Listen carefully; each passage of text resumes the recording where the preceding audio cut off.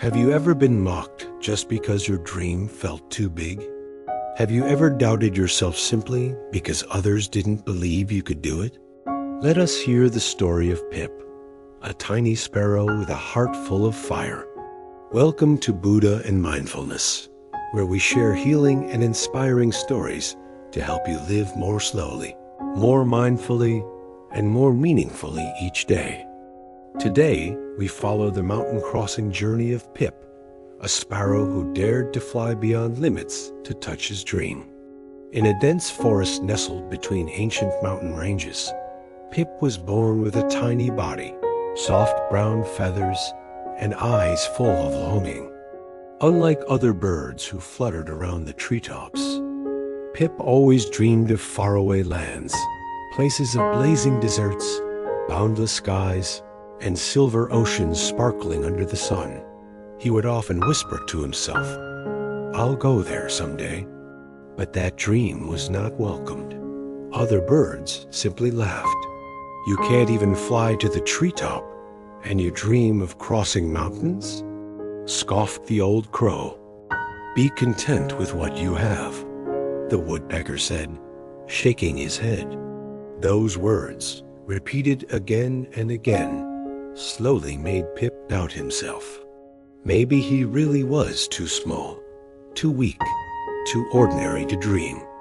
Instead of flying higher, Pip began to shrink inward, hiding in his nest, listening to all the mockery.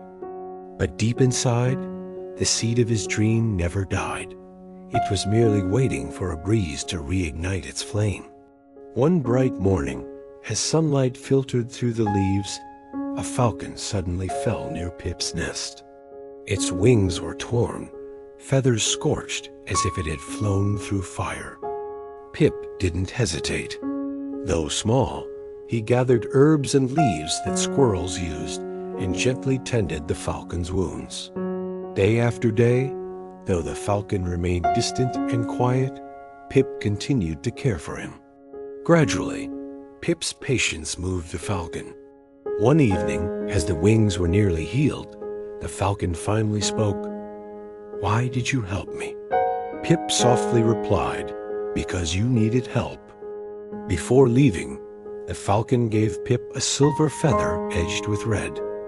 "This is a flame feather. Let it remind you that strength does not come from the body, but from the fire within your heart." The falcon also told a story of a small bird that had once flown across a desert, powered only by faith. That tale stirred something deep within Pip. That night, Pip could not sleep. The story of the little bird crossing the desert with faith echoed in his mind. The next morning, he wrapped a few seeds and drops of water in a leaf, tied the flame feather to his leg, and took flight toward the majestic mountains. The first few hours were magical. Gentle wind, clear skies, the forest below waving goodbye. But as he neared the mountains, the winds turned violent, the air cold and thin. Pip was tossed around. A fierce gust tore open his leaf pouch, scattering the seeds. He fell onto a rocky ledge, body trembling, tears falling in silence. Maybe they were right. I was foolish to dream. The cold seeped through every feather, and hunger weighed down his tiny wings. But in that moment, he felt something warm brush against his leg, a small glimmer of light. It was the flame feather. Even in the dark, in the biting wind, it still glowed. Pip stared at it, remembering the falcon's words. "The flame is not in the feather, it's in you." Pip stood up. Though tired and starving, his small wings spread once more. With a strong flap, he lifted into the sky again. Through icy winds, falling snow, and towering cliffs, Pip kept flying. At night, he sheltered in cracks of stone. By day, he soared forward, each wing beat a rhythm of determination. Day after day, Pip continued. Sometimes it felt like his wings would break, like his heart would stop, but faith became his fuel. A faith that needed no praise, no recognition, only a heart that would not give up. And then one morning, the clouds parted. Sunlight poured through the mountain pass, revealing a vast and wondrous land. Golden fields stretched wide, rivers sparkled, and forests shimmered in colors. Pip stood in awe. He had done it. He had crossed what no one believed was possible. In this new land, Pip met countless birds, clever parrots, swift hummingbirds, and radiant flamingos. Here, no one mocked Pip for being small. Instead, they listened to his story, admired his flaying feather, and honored his unshakable spirit. One young bird asked, "How did you fly across those mountains?" Pip simply smiled. Strength was never in the wings. It was always in the heart.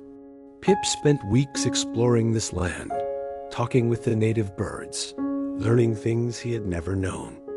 But in his heart, he knew he had to return, because there were still many little birds like he once was, living in nests of doubt. Many seasons later, Pip returned to the old forest. The old crow still perched on his crooked branch, the woodpecker still focused on the bark. When Pip landed, they didn't recognize him. He had changed. His eyes were deeper, his voice steadier, his heart warmer. From then on, every evening, young birds would gather around Pip, listening to tales of the land beyond the mountains, of the flame feather, and of the fire within. Pip never said the journey was easy, but always affirmed it was worth it. When someone doubted themselves, Pip would smile and say, "You don't have to be the biggest or the strongest. You just have to believe in yourself. The world will always try to tell you that you can't, but only you know what is truly possible." Pip built his nest on the highest branch of the forest, where he could see the distant peaks and the wide open sky. The flame feather still hung beside the nest, glowing at every sunset, like a lantern guiding the next generation. Thank you for listening to today's story from Buddha and Mindfulness. If this story touched your heart, share it with someone you wish to inspire, because sometimes even a small spark can light up the whole sky. And perhaps within each of us, there is a flame feather waiting to be lit.